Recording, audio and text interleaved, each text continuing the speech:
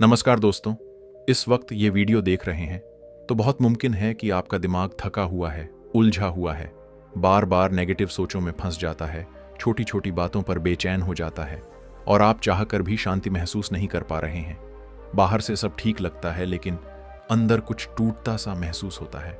अगर ऐसा है तो आज का ये वीडियो आपके लिए नहीं बल्कि आपके दिमाग के लिए है, क्योंकि आज हम बात करने वाले हैं उस जहर की जो धीरे धीरे आपके मन को कमज़ोर कर रहा है, आपकी एनर्जी चूस रहा है, आपके फोकस को ख़त्म कर रहा है। और वो जहर है अनकंट्रोल्ड थॉट्स, नेगेटिव इनपुट और मानसिक गंदगी।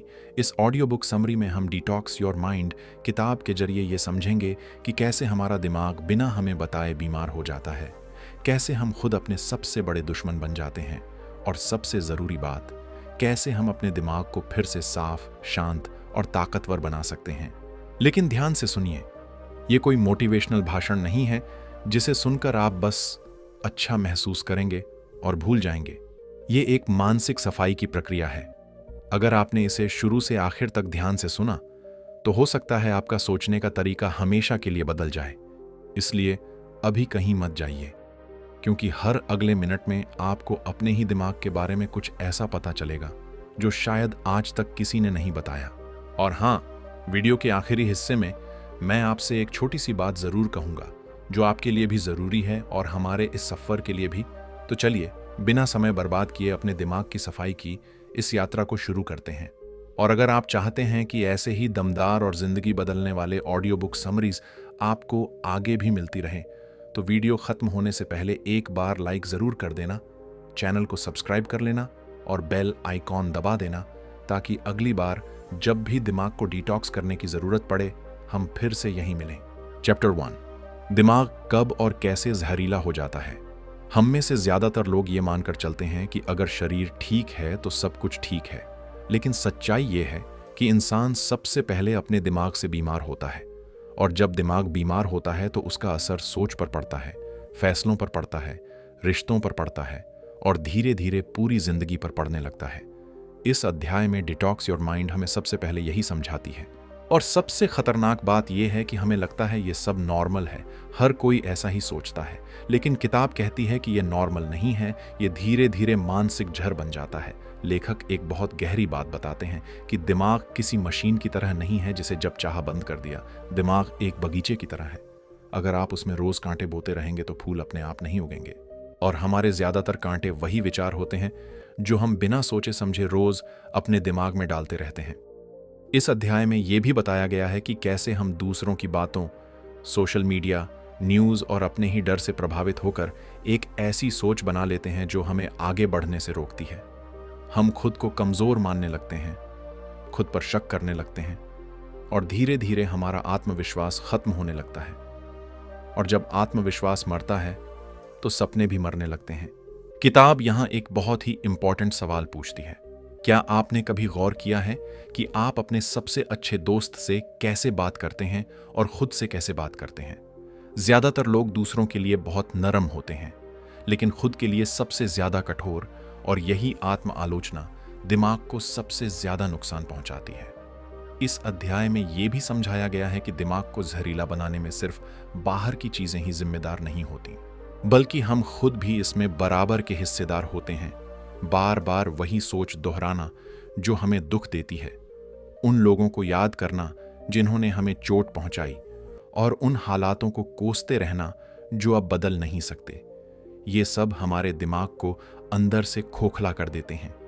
लेखक कहते हैं कि अगर आप अपने दिमाग की सफाई शुरू नहीं करते तो दिमाग खुद आपको सजा देने लगता है। नींद खराब हो जाती है, मन बेचैन रहता है, छोटी बातों पर गुस्सा आने लगता है और जीवन में कोई भी चीज आपको पूरी तरह खुश नहीं कर पाती। इस अध्याय का सबसे बड़ा संदेश यही है कि जब तक आप ये नहीं पहचानेंगे कि आपका दिमाग जहरीला हो चुका है, तब तक आप उसे साफ करने की शुरुआत भी नहीं कर पाएंगे। इसलिए इस ऑडियो बुक समरी को सुनते हुए खुद से ईमानदारी से पूछिए, क्या आपके दिमाग में भी ऐसे विचार हैं जो आपको कमजोर बना रहे हैं? क्योंकि अगर जवाब हाँ है तो घबराइए मत। किताब यहीं से आपको बाहर निकालने का रास्ता दिखाने वाली है और अगले अध्याय में हम जानेंगे कि इस जहरीले दिमाग को साफ करने की शुरुआत आखिर कहां से की जाए। इसलिए जुड़े रहिए, क्योंकि असली बदलाव अब शुरू होने वाला है। चैप्टर 2, नेगेटिव सोच की जड़ कहाँ है? इस अध्याय में डिटॉक्स योर माइंड हमें एक ऐसी सच्चाई से रूबरू कराती है जिसे हम अक्सर नज़रअंदाज कर देते हैं। और वो सच्चाई ये है कि हमारी नेगेटिव सोच अचानक पैदा नहीं होती। इसके पीछे एक गहरी जड़ होती है, एक लंबा सिलसिला होता है जो बचपन से शुरू होकर आज तक हमारे साथ चलता आया है। लेखक समझाते हैं कि हमारा दिमाग एक रिकॉर्डिंग मशीन की तरह काम करता है।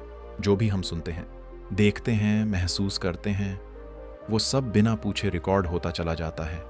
बचपन में किसी ने कह दिया कि तुम कमज़ोर हो, तुमसे ये नहीं होगा, तुम दूसरों जैसे नहीं हो, और उस वक्त भले ही हमें वो बात छोटी लगी हो, लेकिन दिमाग ने उसे सच मानकर स्टोर कर लिया।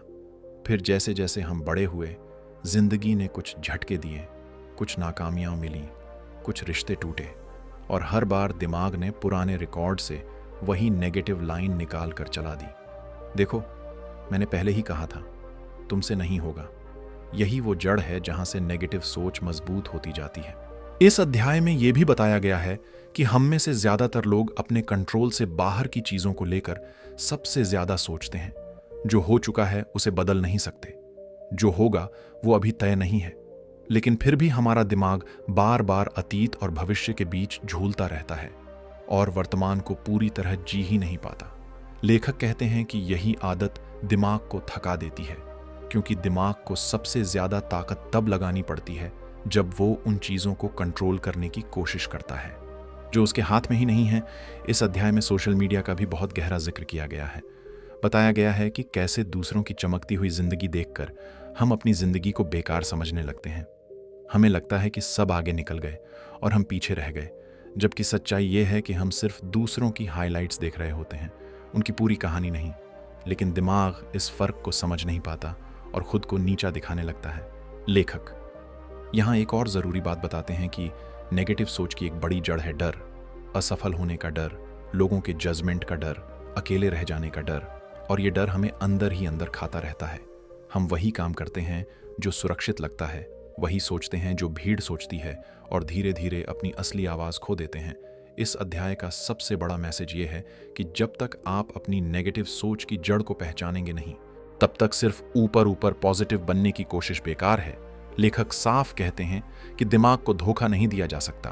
अगर अंदर डर और पुराने जख्म हैं, तो उन्हें समझना और स्वीकार करना ही पहला कदम है। इस अध्याय के अंत में एक बहुत गहरी बात कही गई है कि आप जो भी आज सोच रहे हैं वो आपकी पूरी पहचान नहीं है, वो सिर्फ सीखी हुई आदतें हैं। और अच्छी बात यह है कि जो आदत सीखी जा सकती है उसे बदला भी जा सकता है। अगले अध्याय में हम जानेंगे कि जब नेगेटिव सोच आ ही जाती है तो उसे उसी वक्त कैसे रोका जाए, कैसे दिमाग को अपने ही खिलाफ जाने से बचाया जाए। इसलिए वीडियो छोड़िए मत, क्योंकि अब हम थ्योरी से निकलकर असली प्रैक्टिकल स्टेप्स की तरफ बढ़ने वाले हैं। चैप्टर 3, अपने विचारों को कंट्रोल करने की कला। इस अध्याय में डिटॉक्स योर माइंड हमें यह सिखाती है कि दिमाग को शांत करने का मतलब ये नहीं है कि सोच बंद कर दी जाए, क्योंकि सोचना दिमाग का काम है। असली कला यह है कि कौन सा विचार अंदर आने देना है और किसे वहीं रोक देना है। लेखक बहुत साफ शब्दों में कहते हैं कि आप हर विचार के जिम्मेदार नहीं हैं, लेकिन आप ये तय करने के जिम्मेदार ज़रूर हैं कि किस विचार पर आपको रुकना है। ज़्यादातर लोग यही गलती करते हैं कि जो भी नेगेटिव ख्याल आता है उसे सच मान लेते हैं और फिर उसी के हिसाब से महसूस करने लगते हैं। लेकिन इस अध्याय में समझाया गया है कि हर ख्याल सच नहीं होता। बहुत से ख्याल सिर्फ पुराने डर, पुरानी यादें और आदतों का नतीजा होते हैं। लेखक एक आसान लेकिन गहरी तकनीक बताते हैं विचारों को देखने की, उन पर विश्वास करने की नहीं। जैसे आप सड़क पर चलती गाड़ियों को देखते हैं, वैसे ही अपने दिमाग में आने वाले विचारों को देखिए। उन्हें पकड़कर बैठिए मत, क्योंकि जिस विचार को आप पकड़ लेते हैं वही धीरे धीरे आपकी पहचान बन जाता है। इस अध्याय में यह भी बताया गया है कि जब हम किसी नेगेटिव विचार से लड़ने की कोशिश करते हैं तो वो और मजबूत हो जाता है। इसलिए लेखक कहते हैं कि लड़िए मत, बल्कि स्वीकार कीजिए कि यह सिर्फ एक विचार है, सच्चाई नहीं। इस स्वीकार करने से ही उसका असर कमजोर पड़ने लगता है। लेखक यहाँ फोकस की ताकत के बारे में भी बताते हैं कि हमारा दिमाग उसी चीज को बढ़ाता है जिस पर हम ध्यान देते हैं। अगर आप दिन भर अपनी कमियों पर ध्यान देंगे तो कमियां ही बढ़ेंगी। अगर आप समाधान पर ध्यान देंगे तो रास्ते दिखने लगेंगे। इस अध्याय में एक बहुत ही प्रैक्टिकल एक्सरसाइज बताई गई है। जब भी कोई नेगेटिव विचार आए, खुद से 3 सवाल पूछिए। क्या ये सच है? क्या ये पूरी सच्चाई है? और क्या इस सोच से मेरी मदद हो रही है? ज्यादातर बार इन तीनों का जवाब ना में होगा और वहीं से उस विचार की ताकत टूटने लगती है। लेखक ये भी समझाते हैं कि दिमाग को ट्रेन किया जा सकता है, जैसे शरीर को जिम में ट्रेन किया जाता है। रोज थोड़ा थोड़ा अभ्यास, थोड़ी जागरूकता और थोड़ी अनुशासन से दिमाग भी मजबूत होने लगता है। इस अध्याय का सबसे बड़ा संदेश यही है कि आप अपने विचार नहीं हैं, आप वो हैं जो विचारों को देख रहा है। और जिस दिन आपने ये फर्क समझ लिया, उसी दिन से आपके दिमाग पर आपका कंट्रोल शुरू हो जाता है। अगले अध्याय में हम जानेंगे कि कैसे बाहरी दुनिया के जहर से अपने दिमाग को बचाया जाए, क्योंकि सिर्फ अंदर की सोच ही नहीं, बाहर का माहौल भी हमारे दिमाग को गहराई से प्रभावित करता है। इसलिए बने रहिए, क्योंकि अब हम दिमाग की सफाई के अगले स्तर पर जा रहे हैं। चैप्टर 4, बाहरी जहर से अपने दिमाग को कैसे बचाए। इस अध्याय में डिटॉक्स योर माइंड हमें यह एहसास कराती है कि हमारा दिमाग सिर्फ हमारे अपने विचारों से ही नहीं बिगड़ता, बल्कि उस माहौल से भी गहराई से प्रभावित होता है जिसमें हम रोज रहते हैं, जिन लोगों से बात करते हैं, जो कंटेंट देखते हैं और जिन बातों को बार बार सुनते हैं। लेखक कहते हैं कि दिमाग एक स्पंज की तरह होता है, वो हर चीज को सोख लेता है, चाहे हमें पता चले या न चले, और यहीं से बाहरी जहर की शुरुआत होती है। दिन की शुरुआत अगर नेगेटिव खबरों से हो, शिकायत करने वाले लोगों से बातचीत से हो और मोबाइल स्क्रीन पर घंटों बेकार का कंटेंट देखने से हो, तो दिमाग धीरे धीरे भारी और बेचैन हो जाता है। इस अध्याय में साफ कहा गया है कि आप किस तरह का इनपुट अपने दिमाग को दे रहे हैं, वही आपके आउटपुट को तय करता है। अगर आप दिन भर डर फैलाने वाली खबरें देखेंगे तो दिमाग में डर ही बनेगा। अगर आप हर वक्त दूसरों की शिकायत सुनेंगे तो खुद भी शिकायत करने लगेंगे। लेखक यहां बहुत जरूरी बात बताते हैं कि हर इंसान के पास सीमित मानसिक ऊर्जा होती है, और अगर आप उसे गलत जगह खर्च कर देते हैं तो जरूरी चीजों के लिए कुछ बचता ही नहीं। इस अध्याय में रिश्तों की भी बात की गई है, खासकर उन लोगों की जो हर समय नेगेटिव रहते हैं, जो हर बात में कमी निकालते हैं और जो आपको कमजोर महसूस कराते हैं। लेखक कहते हैं कि ऐसे लोगों से दूरी बनाना स्वार्थ नहीं है, बल्कि आत्मसुरक्षा है, क्योंकि अगर आप हर रोज जहर के पास बैठेंगे तो बीमार होना तय है। इस अध्याय में सोशल मीडिया डाइट का कॉन्सेप्ट भी समझाया गया है। जैसे शरीर के लिए गलत खाना नुकसानदायक होता है, वैसे ही दिमाग के लिए गलत कंटेंट। लेखक सलाह देते हैं कि आप तय करें कि आपको क्या देखना है और क्या नहीं। हर नोटिफिकेशन पर प्रतिक्रिया देना जरूरी नहीं, हर पोस्ट पर राय बनाना जरूरी नहीं। कभी कभी चुप रहना और स्क्रीन बंद करना भी दिमाग की सबसे बड़ी दवा बन जाता है। इस अध्याय का सबसे गहरा संदेश यह है कि आप दुनिया को बदल नहीं सकते, लेकिन अपने दिमाग तक क्या पहुंचेगा ये तय कर सकते हैं। और जैसे ही आप ये जिम्मेदारी लेना शुरू करते हैं, दिमाग खुद ब खुद हल्का महसूस करने लगता है। अगले अध्याय में हम जानेंगे कि जब दिमाग हल्का होने लगता है तो उसे मजबूत और पॉजिटिव कैसे बनाया जाए, कैसे एक नई मानसिक आदत की नींव रखी जाए। इसलिए जुड़े रहिए, क्योंकि अब हम सफाई के बाद मजबूती की तरफ बढ़ रहे हैं। चैप्टर 5, न्यू मानसिक आदतें कैसे बनाएं। इस अध्याय में डिटॉक्स योर माइंड हमें यह समझाती है कि सिर्फ नेगेटिव सोच को पहचान लेना और बाहर के जहर से दूरी बना लेना ही काफी नहीं है। अगर दिमाग में खाली जगह छोड़ दी जाए तो पुरानी गंदगी फिर से भर जाती है। इसीलिए जरूरी है कि हम नई, साफ और मजबूत मानसिक आदतें बनाएं। लेखक कहते हैं कि दिमाग बदलाव से नहीं डरता, वो असल में अचानकपन से डरता है। इसलिए बड़ी बड़ी बातें करने से बेहतर है छोटी लेकिन लगातार आदतें बनाना। इस अध्याय में बताया गया है कि हर आदत की शुरुआत एक छोटे से फैसले से होती है, जैसे सुबह उठते ही फोन देखने के बजाय 2 मिनट शांत बैठना, दिन की शुरुआत किसी नेगेटिव खबर से नहीं बल्कि एक सकारात्मक विचार से करना, और रात को सोने से पहले पूरे दिन की सिर्फ एक अच्छी बात याद करना। ये छोटी आदतें दिखने में मामूली लगती हैं, लेकिन धीरे धीरे दिमाग की वायरिंग बदल देती हैं। लेखक यहाँ कृतज्ञता यानी ग्रैटिट्यूड की ताकत पर भी जोर देते हैं। बताते हैं कि जब आप रोज उन चीजों पर ध्यान देना शुरू करते हैं जो आपके पास हैं, तो दिमाग अपने आप शिकायत करना कम कर देता है। इस अध्याय में यह भी समझाया गया है कि दिमाग को जो चीज बार बार मिलती है वो उसी को नॉर्मल मान लेता है। अगर आप खुद से रोज ये कहेंगे कि आप कमजोर हैं तो दिमाग उसे सच मान लेगा, और अगर आप रोज खुद को याद दिलाएंगे कि आप सीख रहे हैं, आगे बढ़ रहे हैं, तो दिमाग उसी दिशा में काम करने लगेगा। लेखक एक बहुत जरूरी बात बताते हैं कि नई आदतें बनाने में शुरुआत में मन नहीं लगता।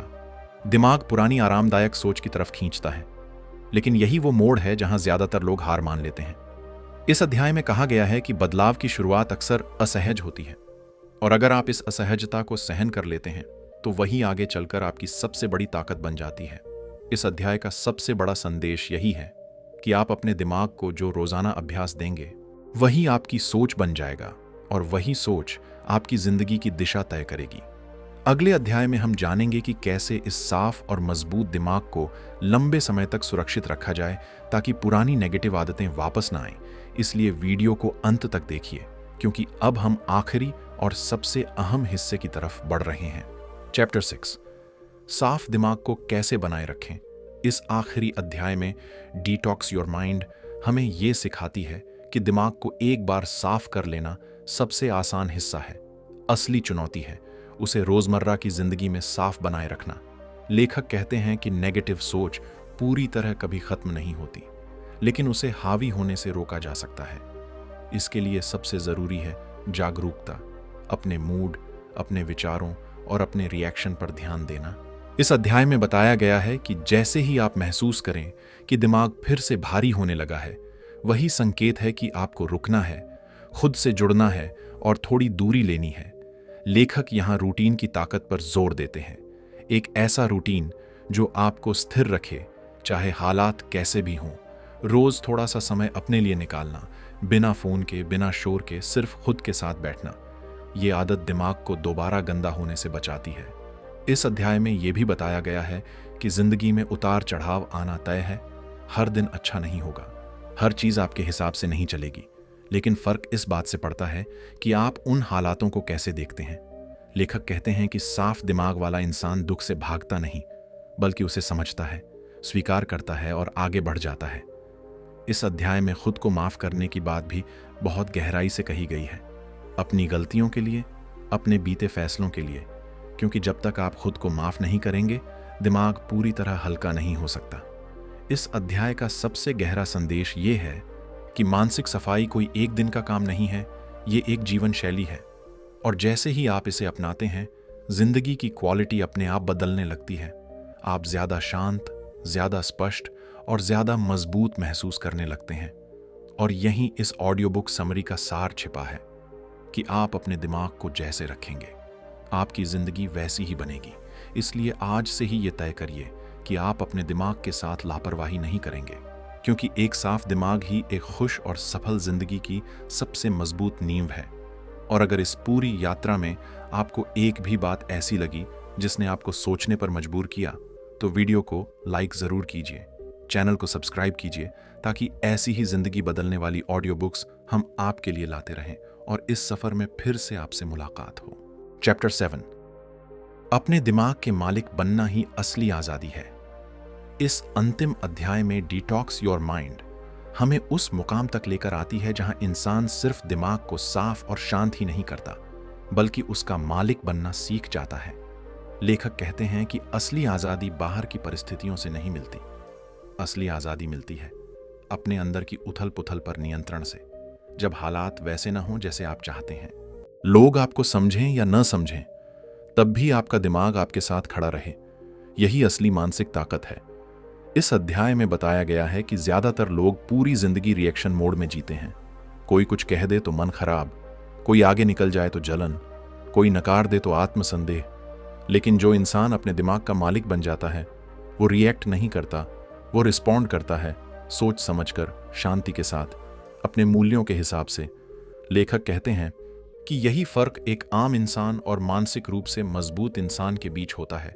इस अध्याय में यह भी समझाया गया है कि जब आप अपने दिमाग को डिटॉक्स कर लेते हैं, तो आपकी प्राथमिकताएं बदल जाती हैं।